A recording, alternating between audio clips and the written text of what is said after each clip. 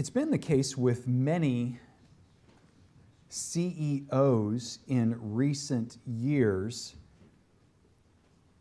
that they have gone to the floor room or back in the kitchen or behind the counter. It's been especially so with the rise of the tech economy. Maybe you've seen this. CEOs of businesses including Uber, DoorDash, Starbucks in the last 3 years have stepped out of the corner office and taken shifts on a regular basis behind the wheel or headed to the doorbell or making that next latte for a season. They've done this especially because of the rise of technology that dominates their lives and the need to analyze data and very little human interaction with any customers. So they have done this for the sake of learning. I've got to know what's going on here. If I'm going to make decisions at the 10,000 foot level, I've got to at some point be on the ground to just learn about this, especially when they hear of customer experience going south.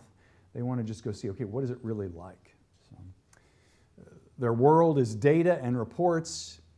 This costs this much. Here's how we can deliver it faster, cheaper. Here's how we can cut costs. Here's how we can expand into a new market. That's their lives, and I've got to get on the ground. I've got to see what's going on here. And they do this to learn. So they step out of the suite with the $10,000 piece of artwork hanging on the wall, and they go put on a green apron for a shift. They step out of the corporate office and head down to whatever model of vehicle they have and make sure their phone has the right app so they can drive somebody around incognito. I hope no one reads the Business Weekly report that I'm doing this, because they'll out me. Aren't you this person, the CEO of this company?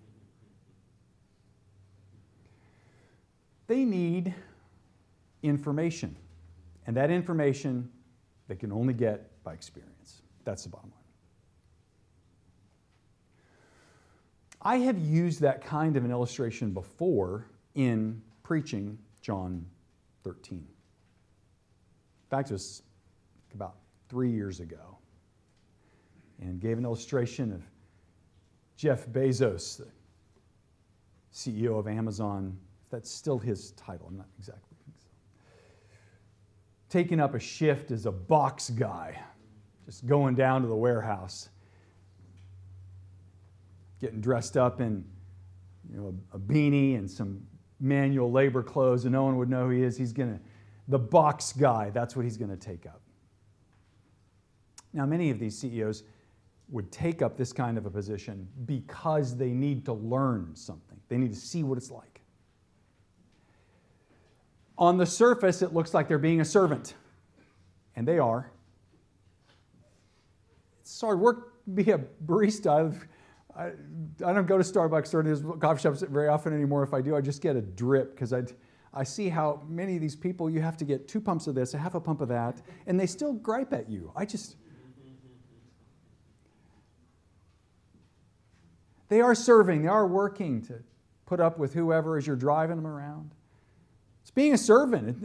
This is something we would appreciate in our day, isn't it? We want leaders who serve. So this is exemplary. So it can be a model for us to follow. It can be an illustration to help us think about Jesus in John 13. But there's a massive difference. And John explains it in the language he uses in the first several verses. These CEOs take the behind the counter, behind the wheel, to the doorbell in the warehouse jobs to get information, to get understanding that they can only derive through experience. John makes it clear, he says it multiple times, Jesus knowing. Jesus knowing He knew. He did not take up this activity because he needed some information he could only get via the basin and towel. John makes it clear Jesus served by washing feet to show love. And on the backside of that coin, to set an example for his people. While we're thinking about business, I've said it before, I think the apt brand of Christianity is the basin and towel. There's a sense in which the cross works, but the cross is so unique, and we'll get to that today. Yes, we should be willing to go to follow Jesus to the cross, but we have to recognize the cross is absolutely unique in its orientation and its goal. The cross is unique to Jesus, and that helps us to understand his love. It's the basin and towel we all take up. It's walking into a room, surveying the room, not with a view to what can I get here, but who can I help here? Who's here with a need? What can I do to help? It's the basin and towel mentality. It's because of Jesus and his love and his call for us to love others as he loved us. There's a sense in which people who don't know much about the Trinity, about what Jesus did on the cross, can come into a church and see people loving one another, walk through life with them season after season, and see the way that the Son's love for us works out in our love for one another. There's almost a recursive kind of learning that is established in John 13. We are going to look today just at the first half of John 13 last night at family worship. Someone quipped, "Are you going to do all that tomorrow?" I'm going to get through 13, 1 through 20. We'll move here. And you'll be glad I'm not going through the whole chapter. It's a whole unit. We're taking it in two parts, and you'll notice that next week's title of the sermon is the same as a part 2, because the chapter ends with Jesus talking about love yet in the shadow of his activity and all the drama of Judas going out. And when we think about the full scope of John 13, it ends with, "This is how the world will know you are my disciples, your love for one another." It's recursive. As people see us, they'll know God. They'll see something about him. This weekend, many of our students were at the Ready Student Ministry Conference at Spurgeon College, and they always give away books at these kinds of things. The Heart of Jesus, Dane Ortland, writing about this very passage. This is all rooted in Jesus' love for us. Just what we talked about on the panel this morning, Jared Shaw, one of our own members, talking about Jesus Loves Me, this deep theological song. When the Apostle John tells us that Jesus loved his own to the end, John is pulling back the veil to allow us to peer into the depths of who Jesus is. His heart for his own is not like an arrow shot quickly, but soon falling to the ground, or a runner, quick out of the gate, soon slowing and getting tired. His heart is an avalanche, gathering momentum with time, a wildfire. This is not who Christ is for everyone. The text says it is his own whom he loves to the end. His own is a phrase used throughout John's writings to refer to Christ's true disciples, the children of God. To those who are not his own, Jesus is a fearful judge, one whose wrath cannot be avoided. Ortland's statements bring us right to the hinge between John 12 and John 13.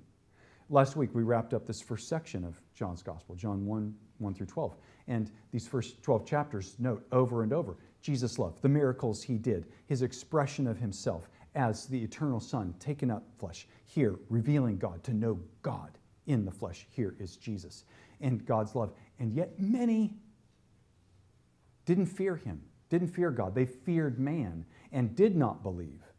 Many did not believe, and they are not his own. And all of that comes to expression in the one person of Judas who would betray, as we will be introduced to today. I want to ask the question this morning about love and why the New Testament esteems brotherly love. Why is it that the New Testament over and over and over, every author, nearly every book has this theme expressed in very strong terminology? Over why? Well, it again traces right here to Jesus' activity. It's the basin and towel as the model for us. And what we find is that this is not just an activity that is sort of a structure that we would externally follow. For we who have been loved, it is the natural expression. To be loved by Jesus, to be forgiven of sin, to be washed in the language that Jesus uses here today, to be cleansed, to be in a cleansed state, compels someone to love. There's great energy, there's great focus and vitality to go and express what we've received. This is where we are. Why does the New Testament esteem brotherly love? Jesus has demonstrated this lavish love of God to the people of God. So we demonstrate that love to the community of the church as an apt reflection. This is how the flow of the text runs. Join me in John 13. Follow the flow of the text, verses 1 through 11, just thinking about what God has done for us.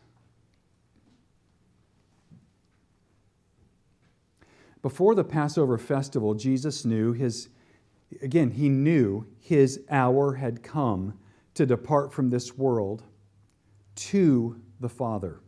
This concept of knowledge surfaces here, and it surfaces again in verse 3. Jesus knew that the Father had given everything into his hands. Do you see the two new statements there? Jesus knew this and he knew this. The two ideas, A, he knew the hour had come. This hour has been building since John 2. And Jesus telling his mother at the wedding in Cana of Galilee, my hour has not yet come. What does this problem have to do with me? This hour can be traced all the way through. John's Gospel surfaces in chapter 7, picks up in chapter 12, this hour, and now it's coming. And in John 17, Jesus prays that this hour has come. He says it. Well, John introduces in John 13 about Jesus' knowledge. Jesus himself expresses in chapter 17. There's a time clock, and Jesus is right on time all of the way through. His human interactions display this. He doesn't go here. He tells his brothers in John 7 when they're chiding him and there's peer pressure that Jesus is feeling, go on up to the festival. Hey, someone like you who wants to make himself known is not going to wait. Go on up. And he looks straightway at them and he says, your time is at your disposal. My hour has not yet come. And now it has come. It's a time of fulfillment. And Jesus knows his hour has come. And in verse 3, he knows that the Father put everything into his hands. He's expressed this over and over. This theme, chapter 5, dominates the chapter. Comes up in chapter 8, over and over again. Verse 3, Jesus knew the hour, and he knew the Father had given everything into his hands. Verse 3, that he came from God and was going back to God. What's interesting in verse 3, just look at the language here. It should give us pause. John's writing about Jesus' knowledge. Of course he knew this. He's the eternal. John has described him this way all the way through. Why restate it here? This is one of those verses that should pause us for a moment. Why here? Because John is culminating all of chapters 1 through 12 and bringing it here to this new section and to this particular action. It's a focus point. All of John's gospel now coming to a funnel's end here in this action at this moment. And all of this so that we can understand what is said about the Son. I read the first part of John 13:1. Now notice the second part of that verse.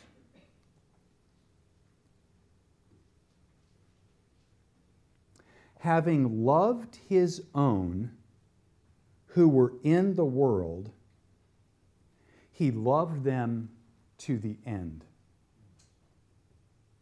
I want to make two statements. The first is a synthesis of what I've stated already in John 13:1 and 3 about Jesus' knowledge. Jesus knows two ideas. A, he knows his hour. B, he knows he's come from the Father and he was going back to the Father and he was revealing the Father. He knows his mission.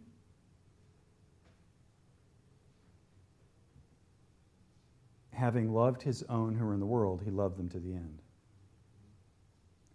The mission of the Son is inextricably linked, woven together in the tightest way with his love expressed to us. The mission of the Son is to show love. This takes us through this theme of John's Gospel. God so loved the world, Jesus said to Nicodemus. And this is where we're at. And it's redundant here. Did you notice the language at the end of verse 1? Having loved his own, he loved them to the end. It's redundant. Having eaten, he ate. Having walked, he walked. Walking, he walked. Eating, he ate. Running, he ran. And it's about love. It's about love for you. Having loved, he loved to the end. To the fullness, to its highest level. Craig Blomberg summarizes the idea. There are passing references to different kinds of love in the first 12 chapters of John, but it is only with chapter 13 and Jesus teaching the last night of his life that the topic takes center stage. The entire foot washing scene exhibits servanthood and love. This is the outworking of Jesus' decision to love his disciples to the very end, all of the way through. And in the midst of this, we're introduced in verse 2 to a contrast that could not be sharper at one level, and at another level, ironically, it's exactly consistent with the Son's love to God's people. Verse 2. By the time of the supper, the devil had already put it in the heart of Judas, Simon Iscariot's son, to betray Jesus. Well, what could be further from love here? Being betrayed. The sharpest of contrasts, Jesus loving, Judas selfish. And yet, in God's sovereignty and in the irony of the Gospel of John that we expect, this is going to be how Jesus shows his love in part.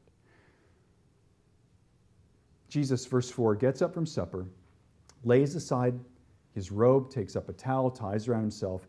This is the Passover meal. This is the last night of his life.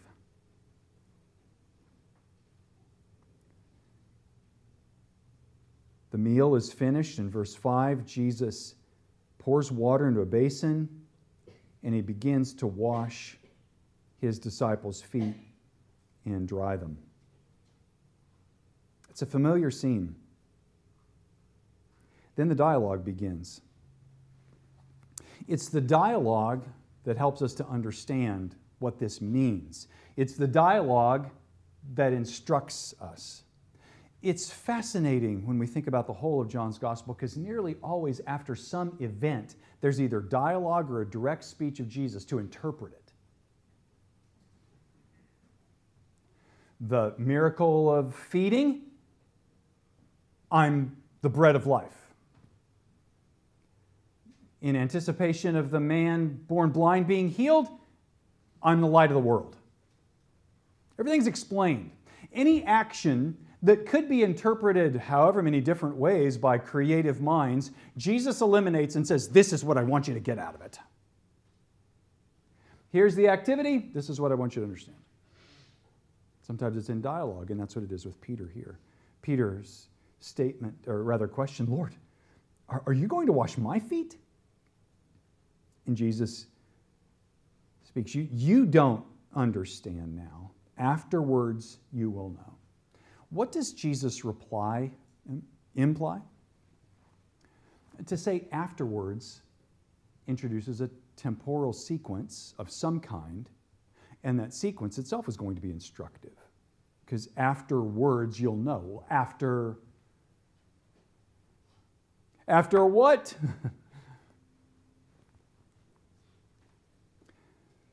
Peter's reply, you'll never wash my feet. Peter has a supposed knowledge of this. Never. And then Jesus takes it to the other extreme. If I don't wash you, you have no part of me. What we have at the end of verse 8, this washing, is needing to be understood in a couple of different ways. Who is speaking and the kind of activity that the speaker does? It's Jesus doing the washing, and the kind of washing he would do would be completely unique to him. Again, this is where I note that I think the cross does somewhat work as a brand, a logo of Christianity, but we must remember that this is completely unique to him. He's going to do the washing in a way that no one else can. Only the second person of the Trinity in his blood could do this kind of washing. Peter's reply, Lord, he's going back extreme to extreme. Well, Lord, if that's the case, I'm all in. Not only my feet, my hands, my head. Jesus replies, one who has bathed, verse 10 is a translation, or one who has been bathed. It's important that we grab hold of Jesus' language. It's one who's been put in a state of washedness. That's the idea. One who's put in a state of washedness. It's the season when an illustration works here in the Midwest after a big snowstorm, and I don't know how many tons of salt have been put on the roads, and it melts a little bit. And if you drive a black car, I'm just saying, sometimes people have a black car and it's real dirty like mine is right now. You can write notes in it. Listen, you could write the dictionary in my car. Just this morning, I'm getting out there, hoping I got a black jacket, and if I run up against my car, I'm going to get dry cleaners for my clothes. It's just it's salt, it's dirty. And then you pull up beside somebody who's just come out of the car wash. Wouldn't it be great if your car could be in a state of cleanedness, washedness? So salt gets on it and it just doesn't stay. It's in a state of washedness. That's what Jesus is talking about. It's the actor and the activity that are both important. The actor is Jesus washing. If I don't wash you, you have no part of me. And Peter's feet, heads, go for it. I want all in. And Jesus says, I want to describe for you, Peter, a kind of washedness that is completely new in the history of the world. Never before in the history of humanity has anyone ever experienced a washedness that Jesus is describing. This washedness is his activity. This bathed doesn't need to wash anything in this way except his feet. He's completely clean. But not all of you. He knew who would betray him. This washing that we're talking about leads us to think exactly about the cross.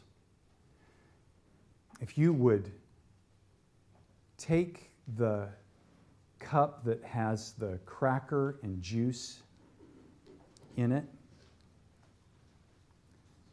and right here, when we're thinking about washedness, let us celebrate what Jesus has done for us. The cleansing and washing that is described here is exactly portrayed in the New Testament epistles about Jesus' blood applied to us. We're clean.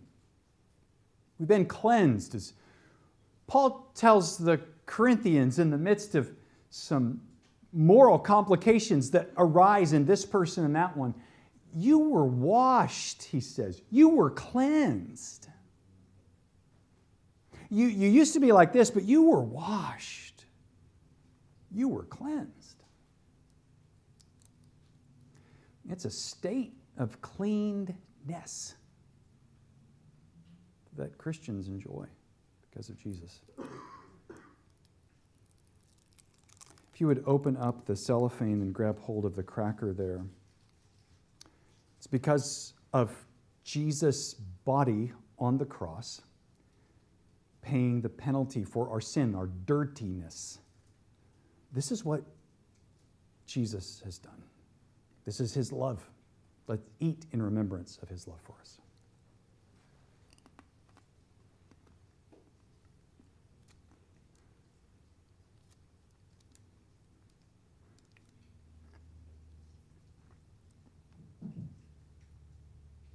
If you would open up the foil.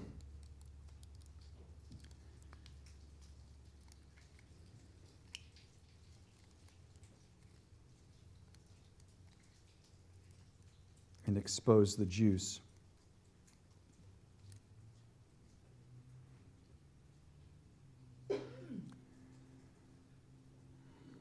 Here's the cleansing, the washedness. Wherever you're at, Christian, today, this is your state before God. It's your state tomorrow. It's washedness. God's not like any other person, even who loves you deeply. His love is constant. This is what he has done. This is why you can rest in him. This is why we fear him. This is why we trust him. You've been washed. Let's drink in remembrance of Christ.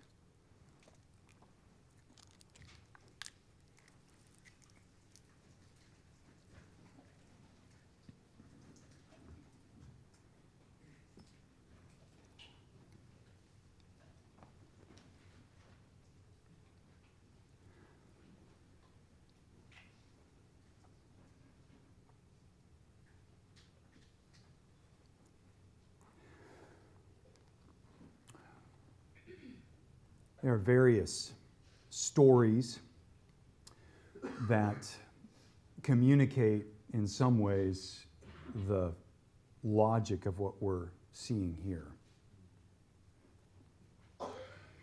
It's the person who's in great need, desperation, and their needs are met by someone. Maybe surprisingly, maybe out of the blue. Maybe it's some heroic act, some great act of generosity. And it's just expected that the receiver would want to respond in some way. What can I do for you? You hear of these kinds of stories.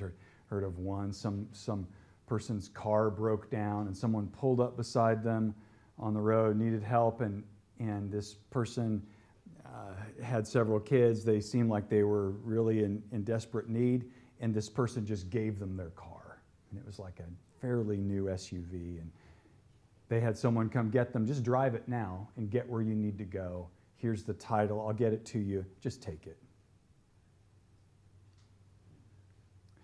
Someone who is in a tragic accident of some kind.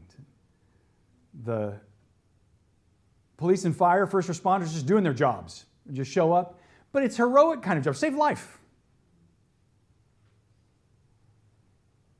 In those situations, what do we expect from the receiver? At least a thank you. But often, there's a sense of indebted love. God, I know this is free. I know you were just doing your job. This person's extremely wealthy. I can give away a car, and it's not going to change my life that much. I can come and rescue you from freezing water, from a burning house, whatever, and it's not going to change my life. It's what I'm trained to do, and I do my job, and I go home, and this is it. It massively affected you, but it's just me going about my business. Unless I want to pay back, what can I do?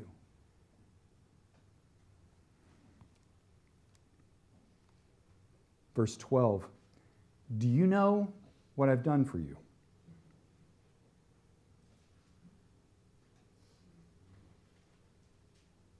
Do you know what I've done for you?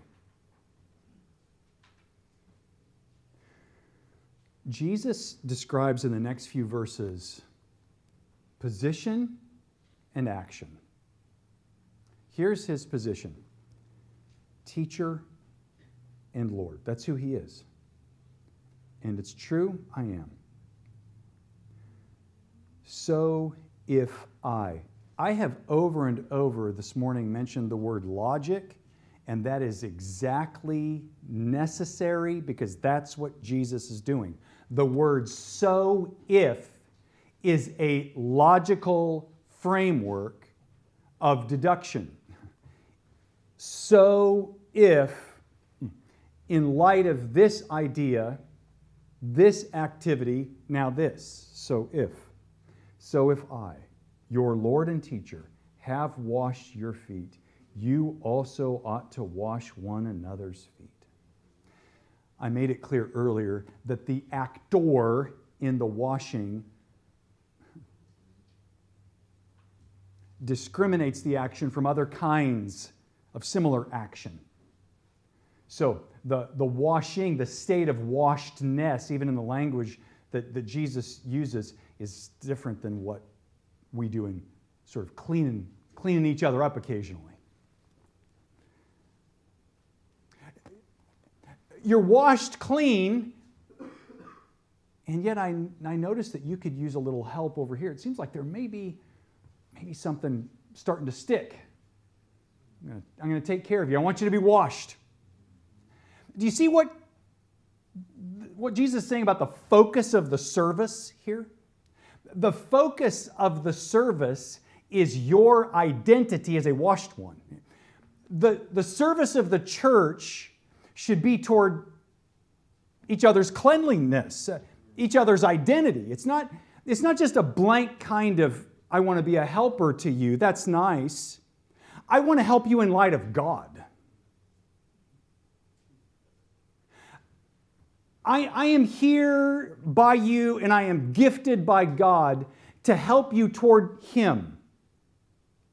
That's why we exist. It's nice if someone does something for you, but I'm here for an agenda to help you toward God. That's my service. It may look at like 1,000 different tasks. Helping someone scoop their snow, rake their leaves, clean up their house, run them around here or there, maybe help them with a bill. But the agenda is always toward God. It's not just a community service. It has a bigger view than the moment. It's the Son has washed you, and my service to you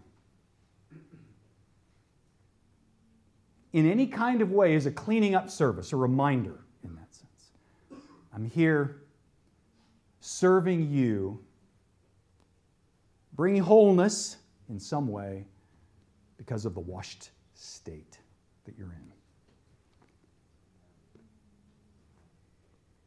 That's what we ought to do. Verse 15, there's an example that Jesus has set, so you should do that. You should follow through.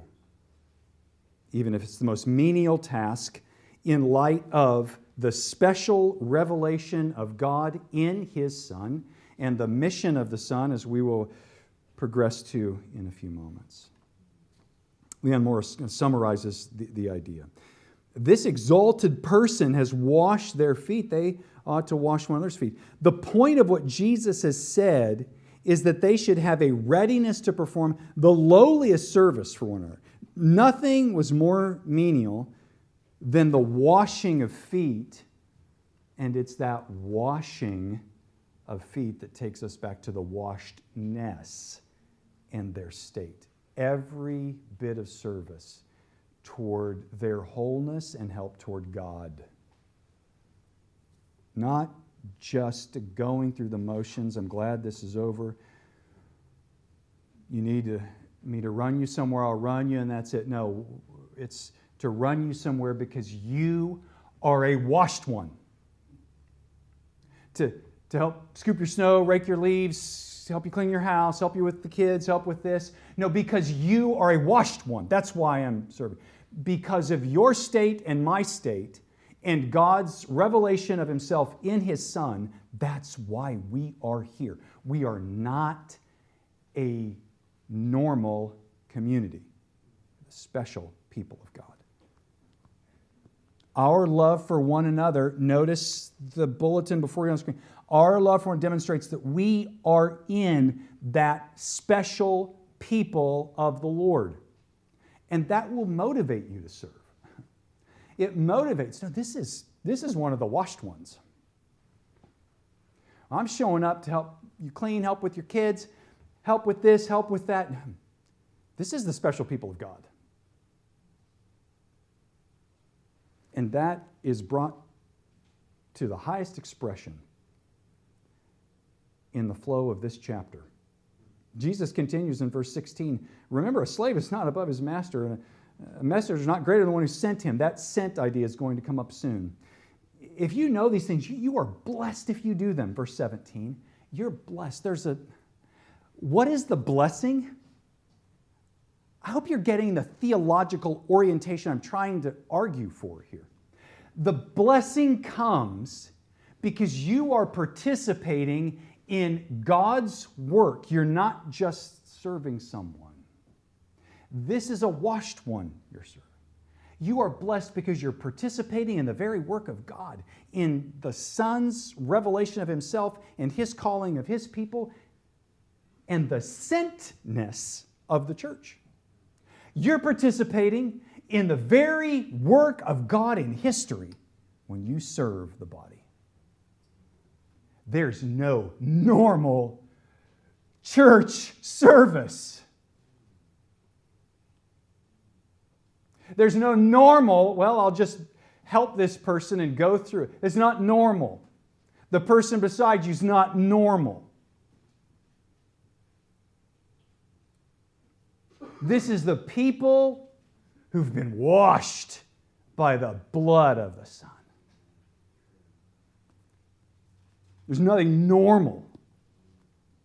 If you're considering MCC, please don't join if you think we're normal. We're not. There's nothing normal here. This is the people of God. These are people whom God has known from eternity. And if you don't repent and believe, there'll be eternal destruction for you. Not just joining our church, but a church like this. Because this is the people of God, and we're in a chapter where there is a sharp distinction between those who are in and those who are out. Yet not all of you, Jesus said. Verse 11, you're not all clean. And that's right where we are in verse 18. I'm not speaking about all of you. I know those I have chosen. There's no normal person who's a believer. It's just not normal. That's why you're blessed when you serve the body. You're blessed when you serve because you're participating in something special. This is not normal. The God of the universe has called me to himself and put me around people where my gifting meets their needs, and their needs I can help take care of, and their gifting helps meet my needs, and they can help me. And this is God's work. This is not normal. If you want to be a part of something supernatural, come. Come as you are. Come and see. Let God open your eyes. Come. Come and participate.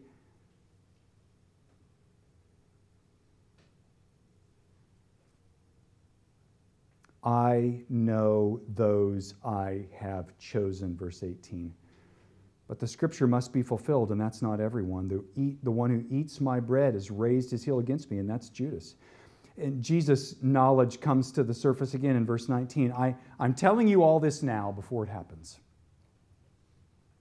So you'll believe when it does happen. I mentioned earlier that there's this theme of mission, and we need to note it in verse 20. I assure you, notice here how Jesus is setting up this community of service to be this sent, ongoing groupness. What we find throughout chapter 13 is a framework that's taken up in chapter 17, and when Jesus prays these ideas. He's establishing them in action. He'll pray them in chapter 17. And the grid that Jesus is establishing is that the people he has washed are this unique group of people, indeed a new humanity, Paul will describe it as, and they are going to be sent out as his representatives. So look at the logic here. Verse 20, I assure you, look at what happens. This is why we're not normal. Look at what's said. The one who receives whomever I send receives me. So as we build one another up and send one another out,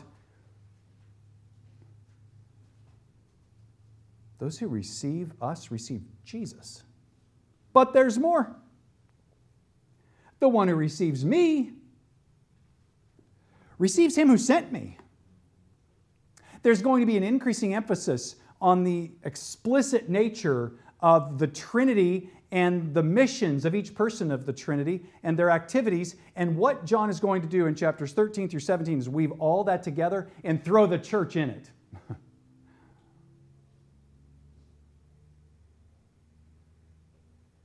There's nothing normal here. This is the eternal Trinity working in space and time. And you and me.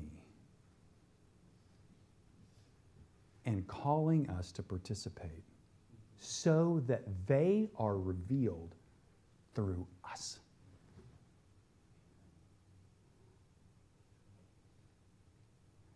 There's nothing normal about the ordinary New Testament church. Would you pray with me? Lord, let love compel and overwhelm us from you that we would enact you to the world. Forgive us, Lord, for seeing the church as just another organization, for seeing it as something on par with a sports team or a club or an association, a hobby interest group. Forgive us for not seeing the special washedness of those around us. And we ask you to help us serve them, indeed one another, in light of that. That the washedness would remind us of the special community, those you've chosen around us. And we pray, Lord, that you would be known through us. That's our goal. Indeed, that all would know that we are your disciples by our love for one another, and would know, even in a small way, you. Though we expect it will be in a clear and large demonstration. For you have said it, and we ask in your name. Amen.